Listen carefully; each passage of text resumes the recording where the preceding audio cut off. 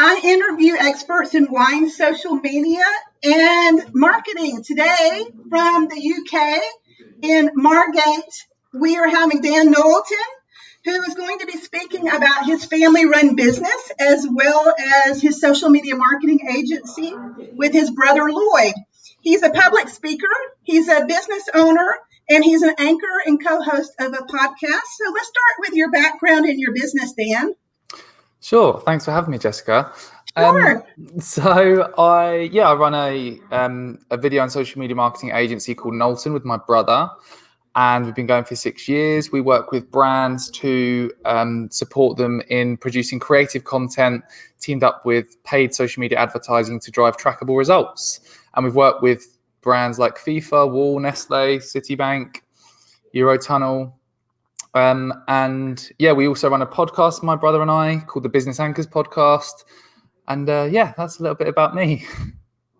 So this podcast that you're doing with your brother, from my understanding, is based on comedy and is very funny. Can you talk a little bit about that? Yeah, so I think our whole sort of brand is all about having fun and not being very corporate. And in our podcast, my brother and I share stories and insights of what it's like, the challenges we're facing, how we're overcoming them in terms of growing our agency. We talk a lot about sort of funny things that have happened, mistakes we've made. It's kind of a podcast that's value adding in terms of it's, we're sharing valuable insights, but also we try and make it enjoyable to listen to. And there's quite a good kind of dynamic between my brother and I because we're brothers. And obviously, we're family, so we poke fun at each other, and it's fun. Okay, great. So, would you talk a little bit about working with your brother or your family-owned business, and how is that working? Yeah, it's an interesting one. We were speaking about this yesterday, actually, and lots of people we speak to, when we say we're a family business, they kind of say, "Oh, do you get on well?" Because I think it's quite common for families to fall out, and it's quite challenging sometimes. But we really get on well together. We spend almost all of our lives together throughout the week, working together, and at the weekends, when we're not in a lockdown, we spend time together. So we really do get on, and we're both completely different people. I don't know if you've seen Lloyd. He looks completely different to me, and we're completely opposite personalities. So it really works for the business. It helps us make better decisions. Do you work with your family at all, or have you? Are you? No, I don't work. I'm pretty much working alone at the moment, which is kind of lonely. But I don't work with my family. So How are you guys dealing with COVID, and how is your business? How have you adapted with the COVID restrictions, et cetera? And the lack of being able to meet with people. Well, it's certainly had to make us change how we do things. Early on, when it's been almost a year now, I think, and at the start, it was a lot of our clients paused all their campaigns because obviously there's a lot of uncertainty. So that was very worrying. But then when sort of it went on for a little while, people started to sort of understand it a bit more, and we started to win new business, and we actually ended up hiring 2 more people. And it's been we've been really busy here. It's been challenging for a lot of people. We've been very lucky that it's been okay here. We've had to change the way we do video shoots, and also obviously I kind of run the sales side of our business. So I was very much used to going out and pitching and meeting clients, but now everything's done through Zoom, which is quite different. Yes. And also another thing, a big part of our business pre-COVID was me speaking at events around the world. And obviously that's completely stopped. So other than some virtual events, but it's been a big change, I think, for a lot of people. So it's been interesting. I think so too. Here, right now we have no entertainment. So no sporting events, no concerts, no eating out at restaurants, we can't get together with our family here. So things are a little intense.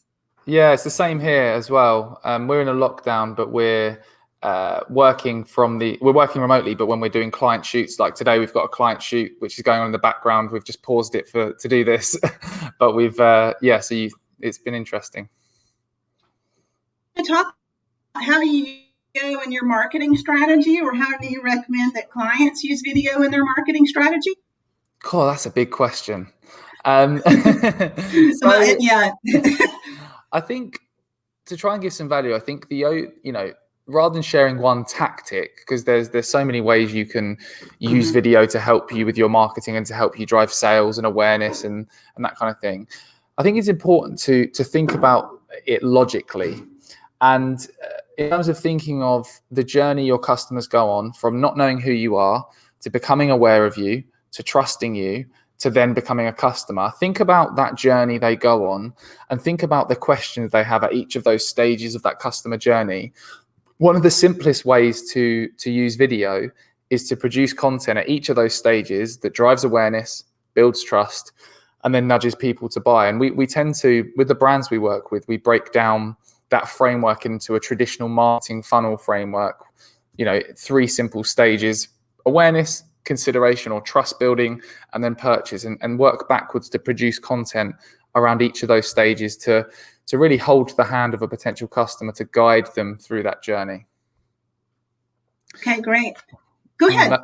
It's a simple way of looking at, I think, how us as an agency, how we've done things differently is we really learn early on that, especially on social media, people aren't there to watch videos about how brilliant your business is.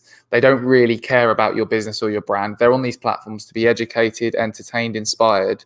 So, flipping that on its head, producing content that fulfills those needs first is a must. And, we've done this through producing entertaining content. We for our own agency, we produce a lot of entertaining sketches, kind of comedic sketches that tap into relevant situations that marketers would understand.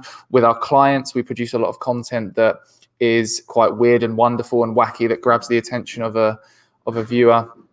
I think we try and do things a bit differently, focusing on that kind of entertainment element. We like to call it advertainment, entertaining advertising, which is a bit of a buzzword, but it explains it quite well, really.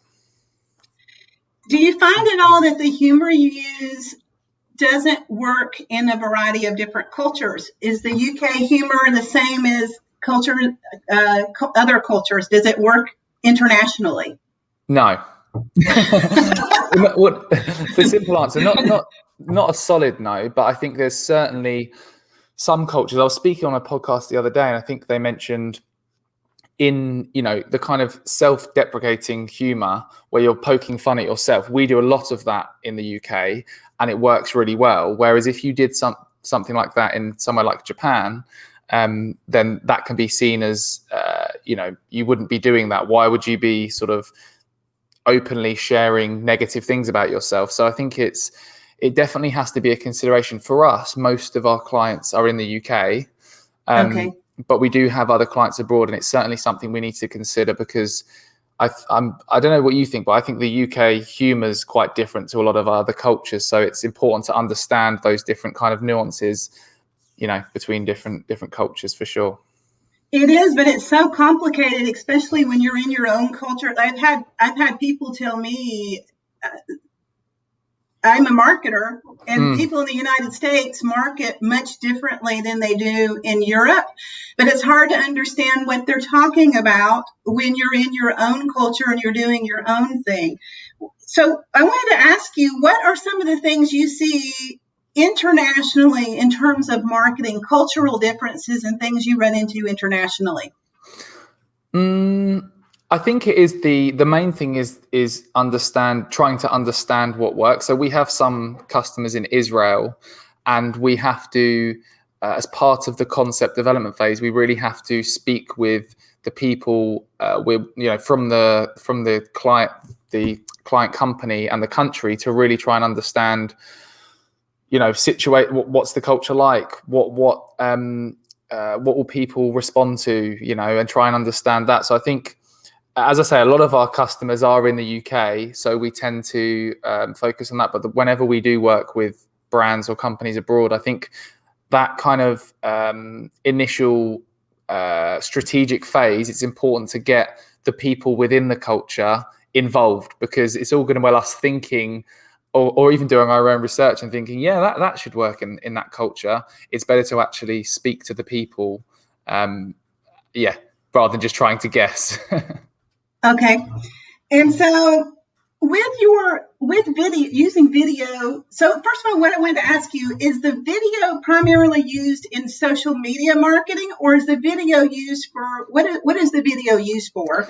And are you using it on your social media platforms, etc.? And what's the ROI, or how do you explain what's your ROI, and how do you explain to the customer what the ROI would be? Good question. So video can be used in a whole range of different places, from your website to social media, for even for internal communication. So we've ran some video projects before for some big brands where video has been used internally to communicate key messages. So there really is a whole variety of places you can utilize video. For us, I'd say most of what we do is video for social media campaigns, for paid social media campaigns. So utilizing video content, we work with brands to produce video content that's mapped to that decision-making process that I mentioned, those 3 stages: awareness, consideration, purchase.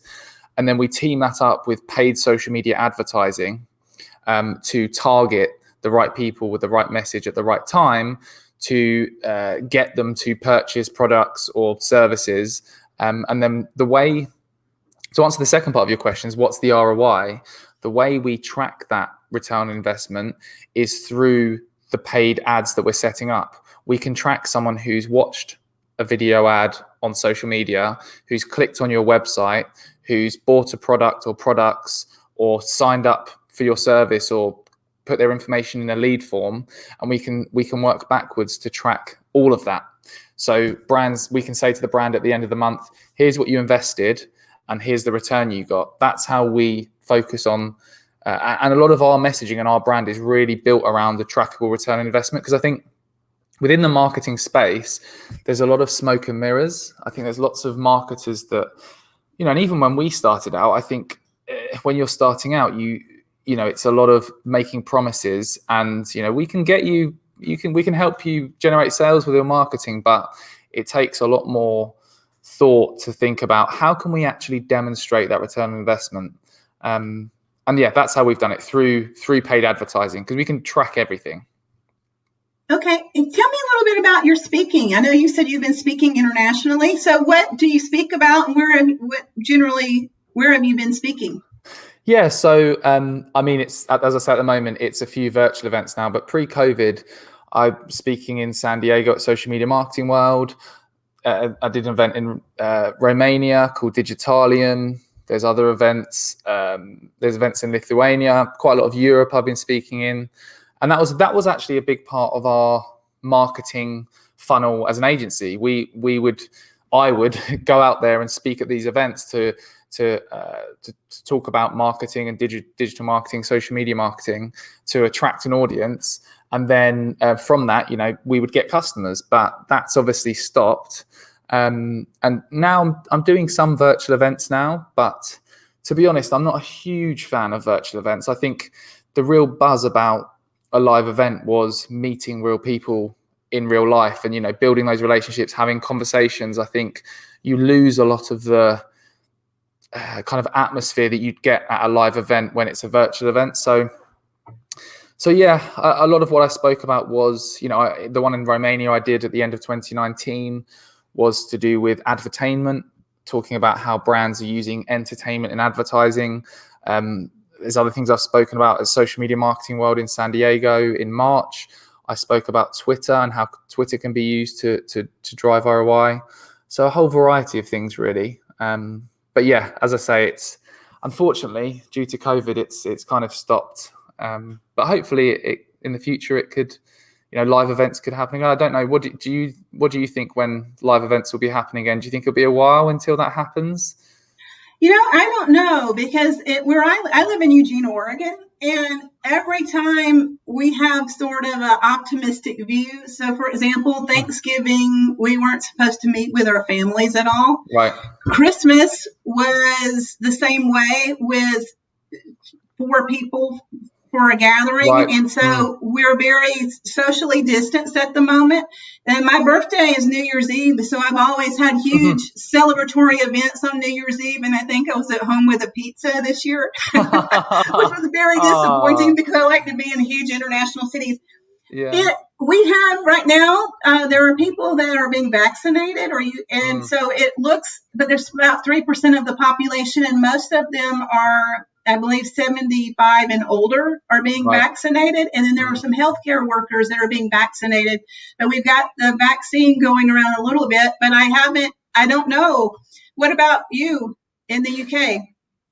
Yeah, I think we're doing quite well with vaccinations. I don't know exactly what the number is. But in terms of live events, I think a lot of the live events that were postponed from last year when this all kicked off, they've now had to be postponed again because we're obviously in lockdown and can't have any live events. There's even I know some event organizers, and a lot of their events, they've turned into virtual events.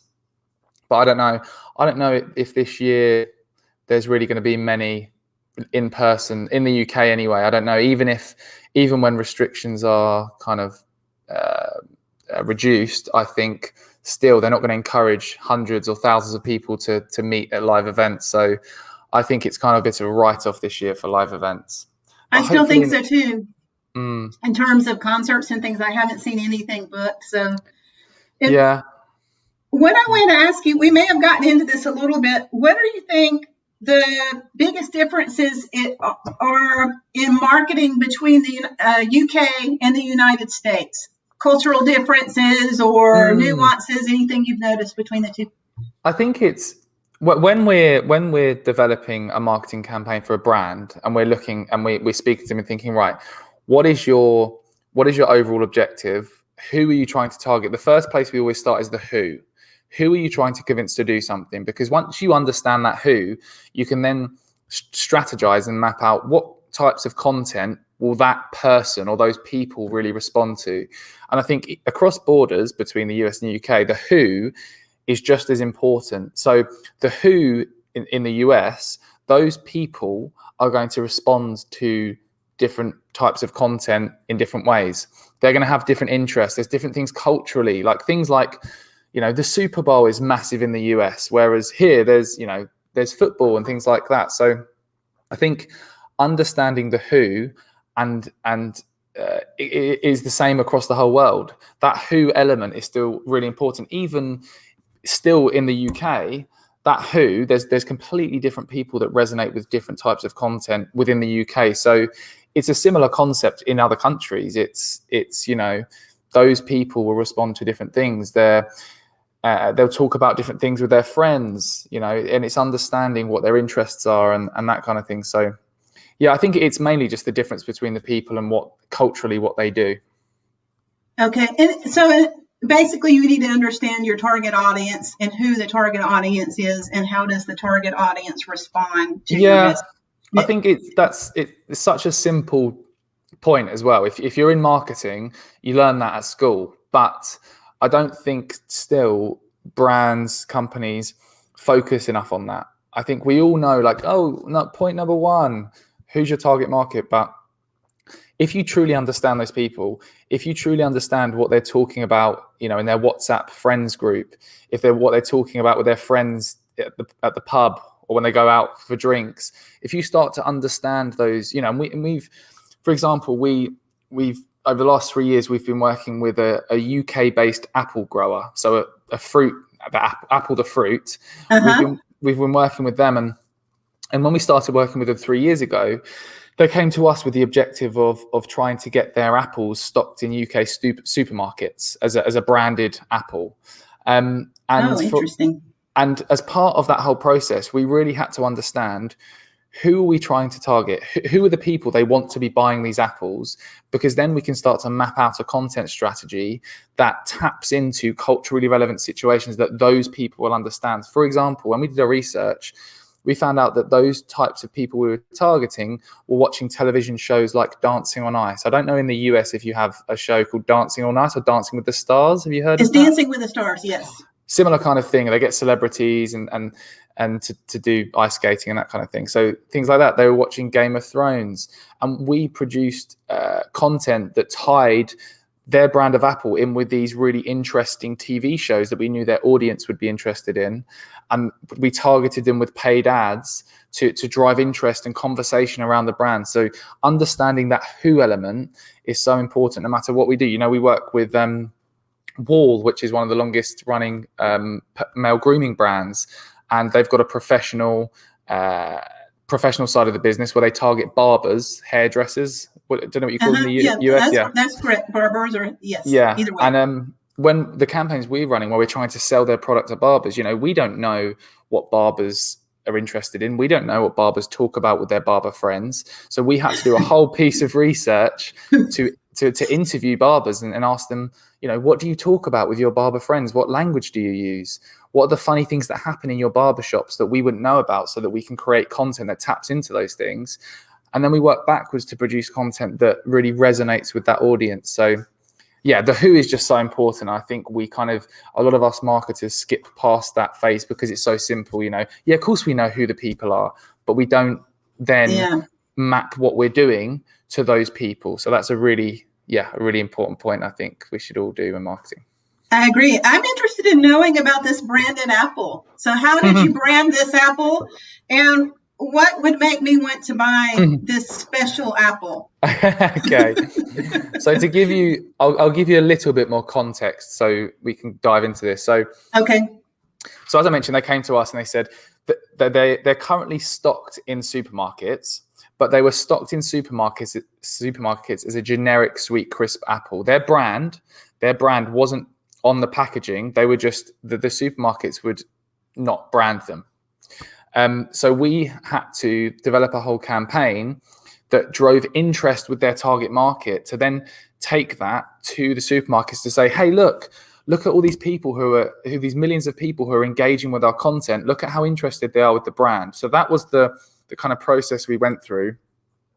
And to do that, to get people excited about the brand, as I say, we did research to figure out what TV shows and films do they watch. And then we created content that combine the two. So for example, we did have you heard of Game of Thrones? Yes. Mm-hmm. Okay. So we did a video where we had a guy on a horse who was dressed up as in armor, and there was a whole narration over the video where he was explaining how he was the biggest Game of Thrones fan ever, and how it was kind of a parody video, how he went to work on his horse in his suit of armor and he took his sword with him. And yeah, we said that he was a Cameo Apple employee. So people were saying, wow, look at this guy. He's so committed to Game of Thrones and he's a Cameo Apple's employee. And we had thousands and thousands of people, millions of views on this video because we, in a creative, fun way, we integrated the brand with pop culture, with something that was interesting to the consumer. And there's different levels of video. You know, that was very much an awareness building video, but we've also done videos where we really promote the flavor of the apple, how it's sweet, its long shelf life compared to other apples like Pink Ladies. It can last on your shelf a lot longer than other brands of apples. So we've done lots of weird and wonderful things with apples, and we had the biggest kind of thing that came out of this happened last year, which was they finally, all of this work we've been doing, they went to the supermarkets and they pitched them and said, look at our brand, look at how excited our customers are. Now can we stock as a branded Cameo Apple? And last year they got stocked in Lidl. I don't know if you have Lidl in the US, you probably don't. I don't think we do. It's just one of the biggest supermarkets here. Finally, they accepted it and said, we're going to stock them as a branded apple. And that's just happening this month. So yeah, it's a very strange project. I mean, they're not all that strange, but it's been a fun one to work on. Okay, so what is the largest or the most memorable mistake you've ever made? Oh, wow, there's been a lot. And what did you learn from it? I think, there's been a lot. So we talk a lot about this on our podcast. I think some of the most memorable are things like, for example, when I first started in business, I didn't understand how to qualify a customer. So I didn't know that if someone's approached our business and said, I'm interested in working with you, rather than asking them the right questions to figure out who they are and what their needs are, if they've got a budget, I would just say, yeah, sure. And I'd invest a huge amount of time. One time someone called me from a company. It was actually a bouncy castle rental company. Do you have bouncy castles in the US? Like I don't think so. Oh, yes, we do. For children? Yes, for children. Yes, we got those. Okay. So it was a company that sold those, and he said he was interested to have a chat. So I invested hours and hours, and I drove like 2 hours away to meet him, and I put this whole action plan together. And then when I got there, I finally spoke to him. He sort of said he had a £50 budget, which is nothing. So the fuel and just to get there wouldn't have even paid that. So that was a big lesson in understanding that you need to qualify customers. Other things we've done previously, again, very naively, we went to meetings where the brand was expecting us to pitch an idea, and we just thought it was a meeting. So we turn up sort of like, oh, so what are we talking about? And they'd be like, have you not got your presentation with anything you want to present? And we'd, yeah. So it's just stupid stuff like that, really. I also, something else I did was when Lloyd, my brother and co-founder, went on holiday a few years ago, I just deleted our whole website and had to spend weeks rebuilding it from scratch because I just deleted something. I've done lots of annoying things. I've done mistakes. I think we all have it. That's how we learn. So, okay. Go ahead, Dan. I was going to say, I think it's those mistakes that really make you feel rubbish that you learn the most from. Like, for example, I remember when I used to work at a car rental company called Enterprise Rent-A-Car in the UK. And one of the times I first drove a big van, and my manager was there, and I drove the van and I turned it too soon. I scraped the whole side and caused thousands and thousands of pounds worth of damage on like my first week of working there. And my boss had to pay for it all. And I never did that again because emotionally I was like, I made this massive mistake. So I think, when you have those mistakes that really impact you emotionally, you tend not to do them again. I've had one similar. I was working in northern Italy, and there was a gate that would open when I would leave, and half of the gate didn't open. And I had a small Italian car, so I thought, well, I'll just go through one side. Oh, no. Yeah. And I stopped as it started to scrape on the side of the gate. And I had some people come lift the car for me and move it, but it all kind of worked. And have you done it again? No, I've not gone through any gates with my vehicle, etc. Yeah. So last question. Working internationally, biggest culture shock situation. I'll tell you one actually. This is to do with a speaking event. I did a speaking event in Bulgaria, and before I spoke on stage, the event organizer came up to me and said, "By the way, just to let you know, in Bulgaria, the audience, when they agree with something, they're very kind of sort of don't show emotion very much."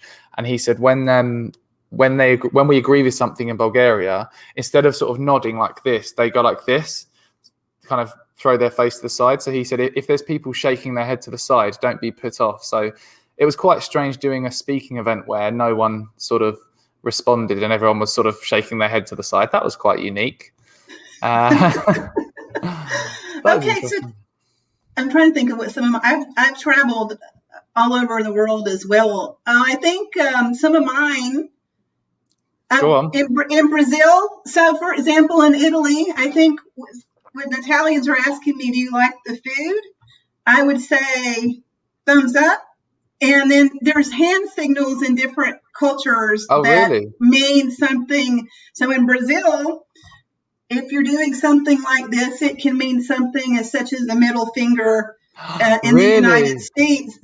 So there's I've learned in Italy, hand gestures don't necessarily translate to South America, and so I have to just kind of keep my hands down. You don't want to make that mistake. I didn't know I'm doing obscene gestures when I do that. Oh wow! So, which I've done before. So tell us how do we find you? So I'm going to be posting this. So first of all, Time to Wine is a live broadcast, and it's featured on Twitter, Facebook, Instagram, LinkedIn. It will be on Pinterest as well as Facebook Live and LinkedIn. So can you tell us how we find you? So if someone were looking for you to speak or do virtual conferences, etc., or business, how do we find you? Probably the best place is our website, knowltonmarketing.co.uk. I'm very active on LinkedIn if you search my name, Dan Knowlton, and on Twitter as well if you search Dan Knowlton there. And our podcast, the Business Anchors podcast, just search Business Anchors in your favorite podcasting platform, and that's where you can find the podcast. Okay, perfect. Well, thank you so much. I enjoyed having you, and this will post today at 11 a.m. Pacific time in the United States, and I will send this to you as well. It will also be on YouTube. So thank you so much, and it was so nice meeting you. Thank you. Thanks for having me on, Jessyca.